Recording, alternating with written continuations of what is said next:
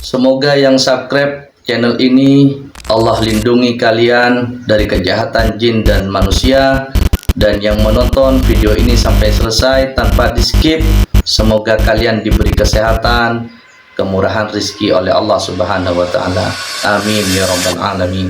Dokter di Pekanbaru bagikan pengalaman misteri bayi hilang di dalam janin. Wah, ini langsung dari dokter ya. Ya, dan ini sudah di USG nih. Masuk Dokter Suryo Bawono, SPOG Pekanbaru. Jadi Bapak USG ke dokter kandungan, udah cukup bulan, lewat bulan postdate. Ini USG-nya. Terus habis itu disuruh ke rumah sakit untuk melahirkan.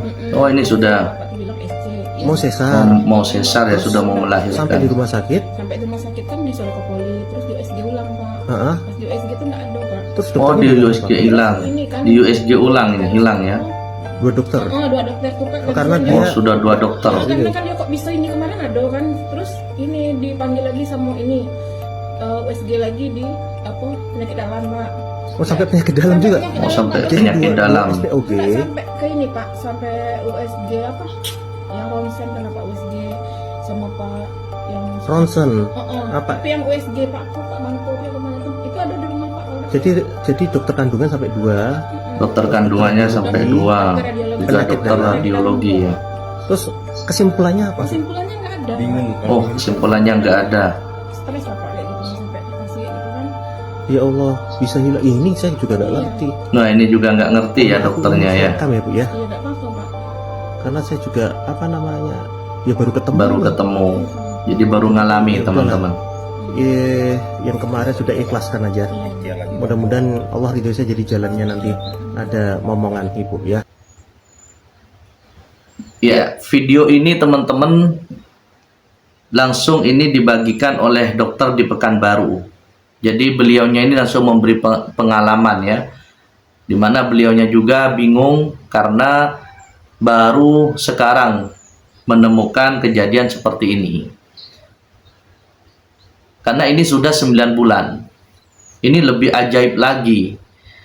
Lebih nggak masuk akal lagi kan begitu. Karena kebiasaan, artinya biasanya yang kami juga temui di lapangan itu ada yang 4 bulan. Nah itu kalau 4 bulan, kalau dari medis itu biasanya dianggap kandungan semu. Terus ada yang 6. Bahkan yang terjadi puncaknya itu paling tidak mentok di 8. Nah di sini ini sampai 9 bulan teman-teman. Bahkan dokternya sendiri ini bingung. Artinya sudah nggak bisa memberikan pandangan secara ilmiah. Karena udah nggak masuk akal. Karena sudah di USG. Kalau sudah 9 bulan, bahkan ini sudah persiapan untuk sesar. Nah, bagaimana kejadian seperti ini? Kenapa ini bisa terjadi? Ya, bagi jin itu tidak ada yang sulit, teman-teman. Jadi jangankan cuman janin yang ada dalam kandungan. Bahkan istana Ratu Balkis itu juga bisa dipindahkan. Yang segede itu. Apalagi cuman janin yang ada dalam kandungan. Biasanya ini dilakukan oleh orang-orang pengamal ilmu hitam ya, atau mungkin juga terjadi karena kita melewati daerah-daerah yang dianggap itu tempatnya setan ya, dan mereka melakukan makar ya, wallahu alam. Allah yang maha mengetahui tentang hal yang gaib. Tapi intinya kejadian seperti ini itu memang nyata, dimana kalau dari pandangan kami sebagai peruqyah, ini dilakukan oleh jin. Ketika janin ini sudah valid seperti ini ya, karena memang tidak semuanya itu valid, bisa jadi memang kandungan semu. Nah tapi kalau sudah seperti ini sudah ajaib sekali, sudah langka kejadian seperti ini sudah 9 bulan.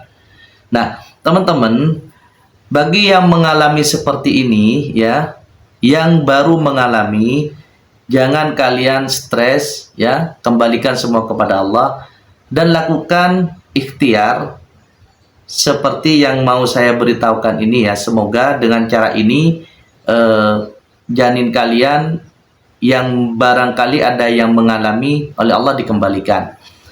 Nah, caranya itu bagi saudara-saudara yang bisa lancar mengaji, kalian ambil wudhu, terus bisa sholat sunnah atau juga sesudah sholat wajib ya. Nah, kalian baca surah Al-Baqarah, selesaikan itu. Terus ambil air, bisa dalam gelas atau dalam mangkok, bisa dicampur garam ya sedikit atau daun bidara. Nah, Anda baca surah Al-Baqarah sampai selesai. Setelah itu ditiupkan juga ke air, dan selama membaca surah Al-Baqarah perutnya pun juga dipegang, dielus-elus ya. Terus dalam hati niatkan, ya Allah, kalau ini masih bisa dikembalikan, tolong ya Allah kembalikan janin saya. Kalau memang ini maka daripada jin, kembalikan ya Allah. Dalam hati sambil kita ngaji ya, dalam hati menaruh harapan begitu kepada Allah. Nah, setelah selesai maka air itu minum. Sebagian gunakan untuk diusapkan ke perut Anda. Nah, bagi orang yang belum bisa mengaji dengan secara lancar, bisa dengan cara yang sama, yaitu siapkan air minum di sini ya, bukan air keran. Bisa juga dengan lewat gelas seperti yang tadi, atau lewat mangkok, kasih juga garam sama seperti tadi. Terus bacakan Al-Fatihah 7 kali, ayat kursi 3 kali, amanar rasul bima unzila ilaihi min rabbihi wal mu'minun, yaitu 2 ayat terakhir Al-Baqarah itu dibaca 3 kali. Setelah itu ditambah falamma alqaw qala Musa ma ji'tum bihi sihir innallaha sayubatilu innallaha la yuslihu amalal mufsidin wa yuhiqqullahu al-haqqa bikalimatihi walau karihal mujrimun. Dibaca 7 kali. Setelah itu baca Al-Ikhlas 3 kali, Al-Falaq 3 kali, An-Nas 3 kali, dan bisa ditutup dengan bermunajah memohon kepada Allah, semoga itu bisa dikembalikan. Nah, di video yang lain nanti saya juga akan membahas bagaimana caranya supaya kita kebal, janin kita kebal dari serangan-serangan model begini. Maka terus ikuti channel ini agar saudaraku tidak ketinggalan informasi-informasi seputar dunia ruqyah syariah. Mohon maaf, terima kasih banyak. Assalamualaikum warahmatullahi wabarakatuh.